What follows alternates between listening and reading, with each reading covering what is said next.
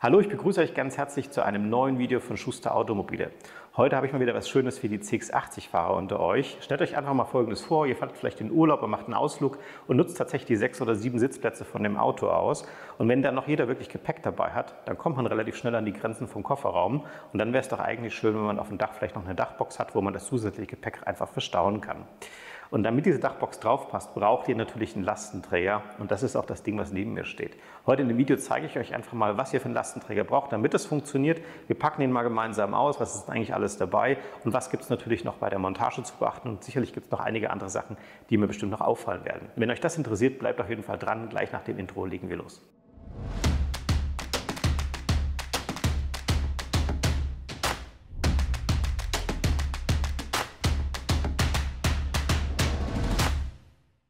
So, ich hätte gesagt, wir starten direkt mal mit einem Unboxing. Also wir packen erstmal alles aus, was im Lieferumfang enthalten ist und schauen uns das mal einzeln an.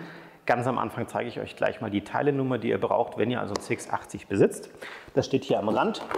Schauen wir uns gleich mal an. Ich drehe es mal in eure Richtung. So könnt ihr es besser erkennen.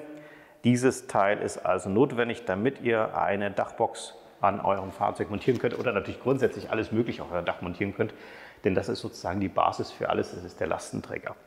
Wir hatten euch vor kurzem auch schon ein Video vom CX-60 hochgeladen, verlinke ich euch mal da oben. Da gab es tatsächlich noch mal 2 weitere Kartons, nämlich Dachleisten. Die brauchen wir tatsächlich beim CX-60 nicht. Hat einfach den Hintergrund, dass auf dem CX-80 schon eine Dachlegung vorhanden ist und das Montagesystem hier ein bisschen anders ist.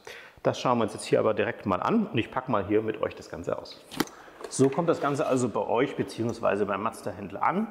Wir haben hier schon ein montiertes System von Thule selber, das ist der Hersteller von dem System. Also fühlt sich auch wirklich sehr angenehm an, ist schön aus Aluminium gefertigt, eluxiert, also wirklich sehr, sehr anschmiegsam, hochwertig verarbeitet. Und wir können uns das mal so ein bisschen näher anschauen. Ich sehe, seht ihr es auf der Seite? Ich kann es gerade nicht erkennen, hier auch mit Mazda-Logo gelabelt. Da würde dann normalerweise das Thule-Logo sein. Das schaut natürlich am Auto noch ein bisschen schicker aus. Und ihr seht schon hier an der Seite diese schwarzen Außenkappen, die brauchen wir dann, um das System am Auto festzumachen. Zeige ich euch dann aber nachher. Okay, ich lege das mal so hin. Wir schnappen uns gleich mal das zweite Teil, weil wir brauchen natürlich vorne und hinten einen Lastenträger.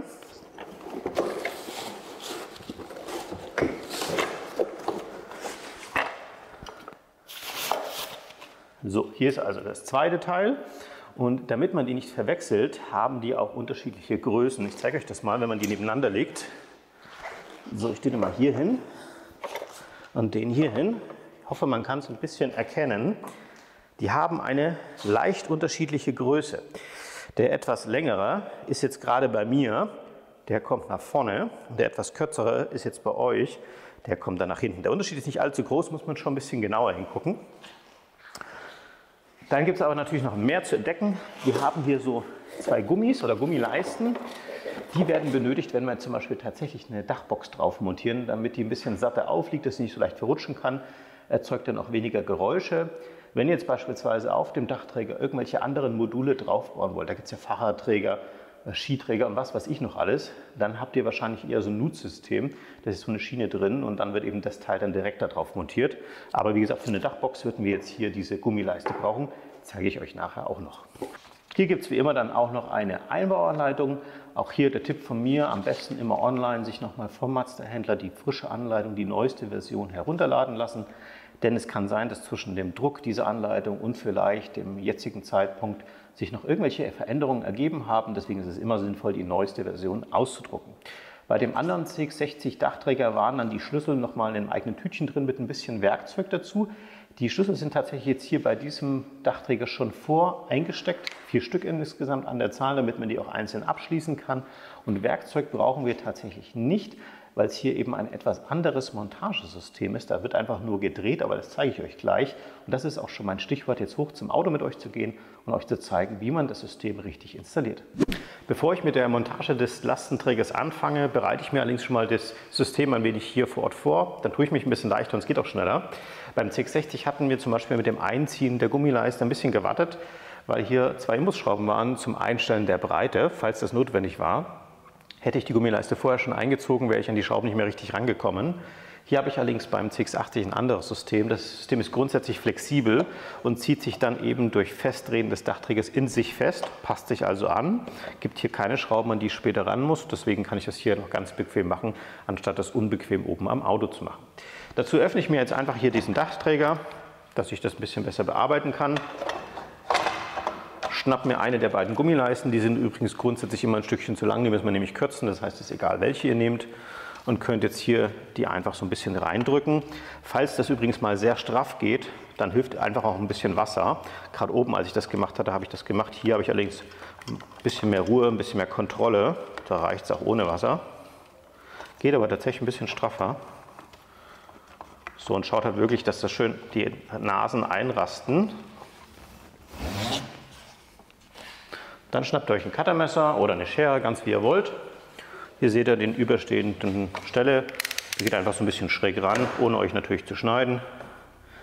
Und schneidet das ab. Muss jetzt auch nicht besonders schön sein, das werdet ihr hinterher nicht mehr sehen. Ja.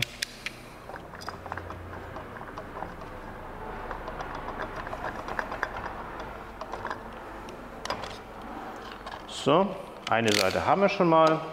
Schnappe ich mir gleich noch den zweiten Dachträger. Gleiches Spiel nochmal. Und am Ende wieder abschneiden.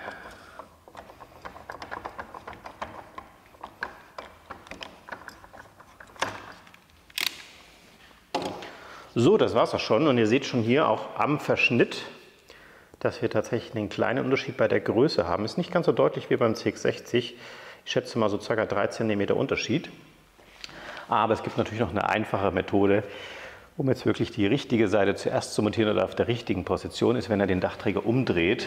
Ich mache das gerade mal für euch. So. Hier unten am Fuß, vielleicht kannst du das mal einfangen, Marcel. Hier seht ihr Front, also das ist sozusagen der vordere Träger. Linke Seite, Left Hand. Und auf der Seite seht ihr auch nochmal Front, Right Hand. Ist außerdem auch nochmal ein Pfeil, der muss immer in Fahrtrichtung zeigen. Also damit ist es tatsächlich dann ein bisschen einfacher. Da müsst ihr jetzt nicht mit dem Maßband anfangen, hier die Breite zu messen. Vielleicht noch ganz interessant, auch hier diese Aufkleber, weil es tatsächlich eine kleine Besonderheit ist. Hier seht ihr nochmal, wo es montiert werden sollte, also auf der vorderen Seite des Fahrzeuges. Und hier eine Belastbarkeit von 100 Kilo. Das ist tatsächlich nochmal 25 Kilogramm mehr als beim CX60. 75 Kilogramm ist so der Schnitt auf dem Markt. Hier sind wir also deutlich nochmal drüber. Damit könnt ihr natürlich nochmal ein bisschen mehr, ein bisschen schwereres Gewicht auch auf dem Dach montieren. Ich hatte übrigens auch vor kurzem eine Anfrage bei YouTube. Da hat jemand gefragt, ja, wie das ist mit Dachzelten. Die sind ja eigentlich grundsätzlich, gerade wenn ihr da übernachtet, deutlich schwerer. Diese Last, die sich hier befindet, ist immer natürlich dafür gedacht, mit dem Fahrzeug auch zu fahren. Das heißt also, dass das Auto auch in der Extremsituation, Ausweichmanöver mit diesem besonders hohen Gewicht, das ja den Schwerpunkt auch komplett verlagert, noch stabil fahren kann. Das bedeutet jetzt nicht, dass ihr auf so einem CX80 oder CX60 keine Dachzelt drauf montieren könntet. Das geht natürlich immer, aber wie gesagt, grundsätzlich natürlich dann nur im Stehen. Damit bei der Montage wirklich alles schnell und reibungslos verläuft, möchte ich euch gerne noch ein paar Tipps mitgeben. Ihr seht schon, ich habe mir hier so eine kleine Stufe mitgebracht, damit ich hier ganz bequem hoch aufs Auto kann. Wenn ihr natürlich besonders groß seid, braucht ihr das wahrscheinlich nicht. Ich tue mich jetzt hier einfach ein bisschen leichter. Achtet darauf, dass ihr keine scharfen oder irgendwelche metallischen Gegenstände hier an eurem Körper habt, die am Fahrzeug reiben könnten. Das würde dann dafür sorgen, dass ihr vielleicht ein paar Kratzer bekommt. Es könnte natürlich auch sinnvoll sein, sich eine zweite Person zu holen, die euch dann jetzt gleich bei der Montage hilft. Ich versuche das jetzt einfach mal alleine, weil das hier unten drunter ganz gummiert ist, also schön weich ist. Also es geht durchaus, aber einfacher am Anfang ist es sicherlich mit 2 Personen. Für die Montage ist es auch besonders einfach, wenn ihr euch hier nochmal die Kappen aufmacht und vielleicht diese Flügelschrauben, die sich hier drin befinden, die wir dann zum Arretieren brauchen, noch ein bisschen aufschraubt, dass wir ein bisschen mehr Spiel haben. Das schadet auf jeden Fall nicht. Und was fällt mir noch ein? Hier vielleicht nochmal die Form beachten. Es ist ja unten alles beschriftet. Manchmal ist man sich da trotzdem unsicher. Schaut euch nochmal diese Form von dem Aluminium an. Hier vorne haben wir so eine Art gebogenen Bereich, der tatsächlich immer nach vorne zeigen soll. Das ist der aerodynamische Bereich und hier hinten die abgeflachte Kante, die eben nach hinten kommt.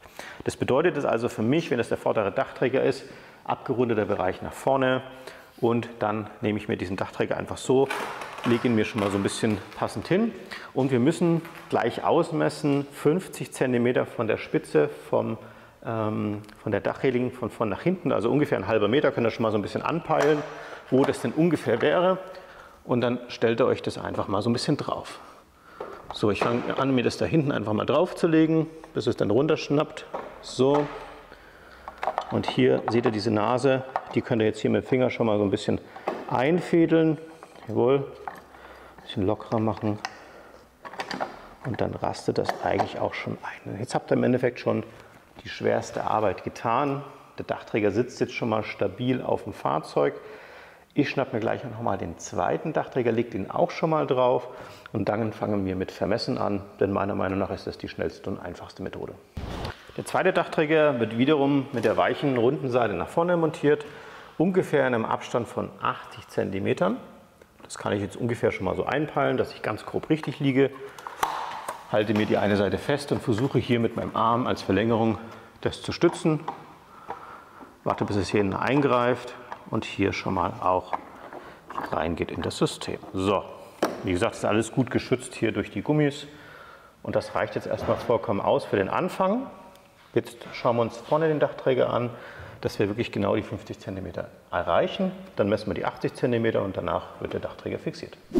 Um die richtige Position für den vorderen Träger zu finden, eignet sich so ein flexibles Maßband sehr gut. Am besten wäre tatsächlich so ein Schneidermaßband aus Stoff, was keinerlei Kratzer hinterlassen kann. Hatte ich jetzt allerdings nicht, deswegen habe ich jetzt hier dieses Rollmaßband aus Metall, ist aber auch kein Thema. Und wir starten hier vorne an der silbernen Leiste hier und messen genau 50 cm zur vorderen Kante von dem Dachträger. Das mache ich jetzt wie folgt. Ich lege das jetzt einfach hier vorne an, halte mir das hier so ein bisschen runter und drücke dabei einfach hier den Lastenträger ein bisschen nach hinten, bis ich die 50 erreicht habe. So, das ist ein bisschen tricky, um es euch gleichzeitig zu zeigen. So, vielleicht noch ein bisschen nach links. Jetzt habe ich so 50,5. Das ist ein bisschen zu viel. So, nochmal. Ja, jetzt haben wir hier ungefähr die 50 erreicht. Ihr müsst da jetzt auch keine Raketenwissenschaft draus machen. Also es sollte halt nur so sein, dass die also möglichst parallel zueinander sind, die ganzen Dachträger, dass sie nicht schief montiert sind. Aber ob das jetzt 50,5 oder 49,5 sind, ist dann auch schon wurscht. Jetzt gehe ich auf die andere Seite, mache das auf der anderen Seite gleich nochmal. Auf der Seite also das gleiche Spiel nochmal. Hier vorne beim silbernen von der Dachreling anlegen. Hier so ein bisschen einknicken. Schon mal so vorsichtig hinlegen. Wie viel brauchen wir noch? Wir sind jetzt schon bei 48. Ich schiebe es mal noch so ein bisschen nach hinten. 2 cm ungefähr. So. Noch ein bisschen. Und das war zu viel. So, ist wirklich besser, wenn man, glaube ich, so ein Schneidermaßband nimmt. Jawohl, das haut hin. 50. Okay. So, wenn ihr jetzt schon soweit seid, macht einfach hier die Abdeckkappe ab, nach oben. Und hier seht ihr dieses Drehrad, das wir vorhin schon gelockert haben. Nun drehen wir uns allerdings nach rechts in Richtung Plus. Achtet immer beim Zudrehen darauf, dass hier wirklich diese Halterung schön in der Nut drin ist, dass hier oben es schön drauf sitzt. Das hatte ich vorhin schon geschaut. Falls es irgendwie verkantet ist, vorher noch so ein bisschen natürlich wieder schön hinrücken. Achten darauf, dass die 50 cm hier eingehalten werden und einfach festdrehen. Und ich nehme mal die rechte Seite, dann tue ich mich ein bisschen leichter. Ich sehe eine Überrutschkupplung drin, also so eine Art Überbelastungssystem. Das heißt, es gibt hier keine Newtonmeter-Angabe, sondern wirklich einfach so lange drehen, bis es knackt. Das ist am Anfang ein bisschen überraschend, wenn das kommt. Ihr werdet es gleich hören. Schon straff, also hat man Angst, dass man was kaputt macht. So, das war's, was ihr gerade gehört habt. Jetzt ist es allerdings wichtig, diese Halterung oder beziehungsweise diesen Drehhebel in die richtige Position zu bringen. Dieser Zapfen hier soll nach unten zeigen und die zwei nach oben. Also entgegen dem, weil man es eigentlich normalerweise machen würde. Also noch ein bisschen nach rechts drehen. Geht mit links ein bisschen schwierig, die Kamera ist. Also so soll es ausschauen. Nur dann kann das Schloss das hier auch richtig verriegeln. Dann hier runter gehen, richtig schön zumachen und verriegeln das Ganze. So, eine Seite haben wir schon mal. Gehe ich direkt zur anderen. Und auch hier auf dieser Seite wieder darauf achten, dass es hier schön einhakt. Am Anfang geht es ein bisschen schneller und dann festziehen.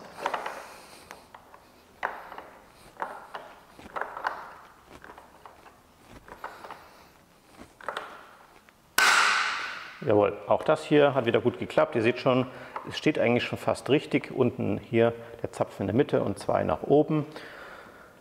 Deckel drauf, verriegeln, fertig. Um die hinteren zu fixieren, brauchen wir nun wieder das Maßband und wir messen vom Mittelpunkt des einen Dachträgers zum Mittelpunkt des anderen Dachträgers exakt 80 cm. Und am besten geht es hier, wenn man sich an dem Schloss orientiert. Das werden wir gleich mal verwenden. Und ich hole mir gleich mal mein Maßband. Mache mir hier mal den Deckel runter. Vielleicht sogar so in die Mitte. Dann kann ich das ganz gut hinbekommen. Schnapp mir vielleicht sogar mal den zweiten Schlüssel, damit ich das schön anlegen kann. Und stecke den wieder rein. So. Dann habe ich nämlich einen schönen Punkt. Jawohl. Und hier, fast eine Punktlandung. Hier bin ich jetzt bei knapp 82 gelandet, nicht schlecht geschätzt vorhin. Gehen wir auf 80. So, mache ich gleich auf der anderen Seite wieder. Oh, hier war ich doch deutlich daneben.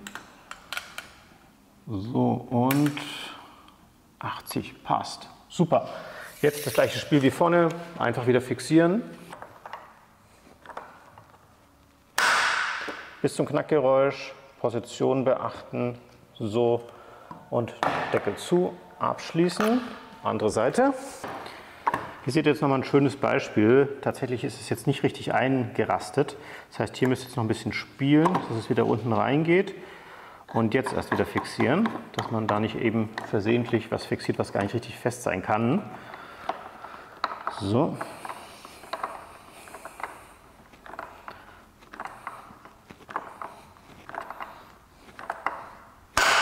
Jawohl, eine Umdrehung. So, jetzt passt. Deckel drauf und zu. Ihr könnt natürlich gerne auch noch mal hier so ein bisschen, ja, mit ein bisschen Kraft dran rumwackeln, ob da wirklich alles fest ist, ähnlich wie man es vielleicht auch bei einer Anhängerkupplung machen würde, wenn man es jetzt gerade verankert hat, um einfach sicher zu gehen, dass man keine Fehler gemacht hat. Und jetzt seid ihr grundsätzlich schon mal startklar, hier irgendwas, was ihr eben möchtet, auf eurem Fahrzeug zu montieren, zum Beispiel eben eine Dachbox oder was auch immer ihr montieren wollt.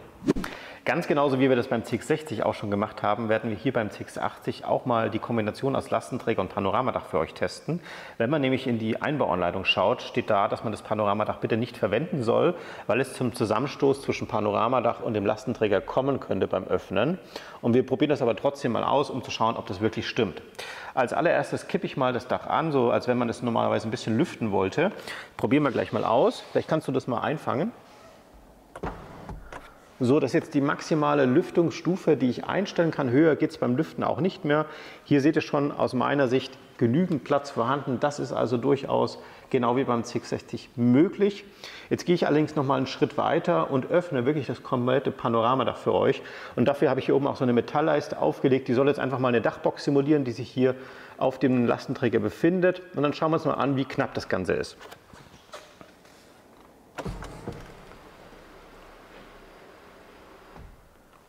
Ja, ich hoffe, ihr könnt erkennen, das ist also schon sehr, sehr knapp und auch mir treibt es da so ein bisschen den Schweiß in die Stirn.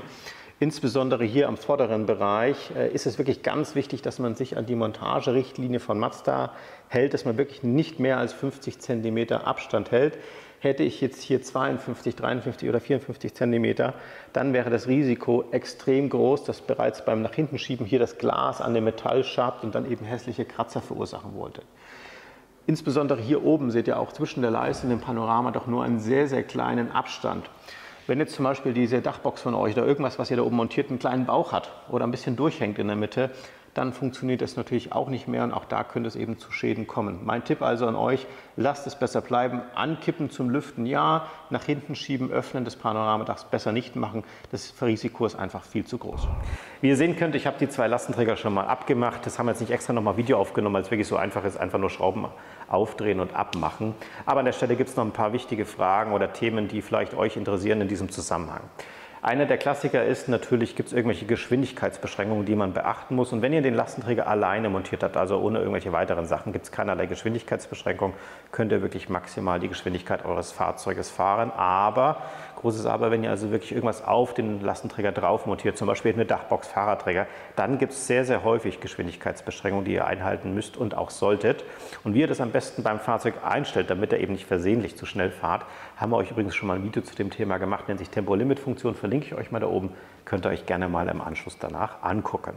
Weiteres wichtiges Thema ist denn, wenn wir an irgendwas ans Auto dran bauen, wie zum Beispiel Zubehör, Tuningmaßnahmen, muss man das meistens irgendwo eintragen oder abnehmen lassen. Beim Lastenträger ist das tatsächlich nicht so, einfach nur drauf machen und glücklich sein, gibt es keinerlei Abnahmegebühren oder sonstige Sachen. Also auch das ist super einfach. Eine weitere wichtige Geschichte ist das Thema Nachziehen von Schrauben. Ihr habt ja gesehen, es ist sehr, sehr einfach gemacht. Ihr dreht die Schraube fest, irgendwann kommt dieser Knackton. Ihr wisst, die Schraube ist jetzt wirklich fest. Nichtsdestotrotz können eben durch die Belastung, durch den Winddruck oder durch Vibrationen sich diese Schrauben ein bisschen lockern. Deswegen sollte man so ungefähr alle 1000 Kilometer Benutzung, also wirklich Benutzung, einfach mal wieder nachdrehen und schauen, ob das wirklich fest ist. In den seltensten Fällen notwendig, aber schadet nie, wenn man das mal gemacht hat. Und natürlich der Klassiker ganz am Ende ist, was kostet denn der Spaß? Wo könnt ihr denn wirklich diesen Dachträger beziehen? Und natürlich bekommt ihr den eben bei Mazda. Ich verlinke euch unten auch nochmal die Teilenummer mit einer Verlinkung zur Webseite, wo ihr auch den aktuellsten Preis immer sehen könnt. Wenn ihr so Interesse an so einem Dachträger habt, wendet euch am besten an euren Mazda-Händler. Und wenn ihr sagt, das traue ich mir selber zu zur Montage, könnt ihr euch das ja einfach abholen und zu Hause selber montieren oder vielleicht sogar einfach nach Hause schicken lassen. Wenn euch dieses Video gefallen hat, freuen wir uns natürlich sehr über einen Daumen nach oben von euch. Habt ihr noch irgendwelche Fragen zum Lastenträger? Ja, packt es einfach unten in die Kommentare rein. Versuchen wir natürlich so schnell wie möglich zu beantworten. Vergesst auch nicht, unseren Kanal zu abonnieren. Wie immer ist es kostenlos für euch und drückt ihr die Glocke, kriegt ihr immer eine Info, wenn wir ein neues Video hochgeladen haben. Und ansonsten danke ich euch wie immer fürs Zuschauen und wir sehen uns wieder beim nächsten Video.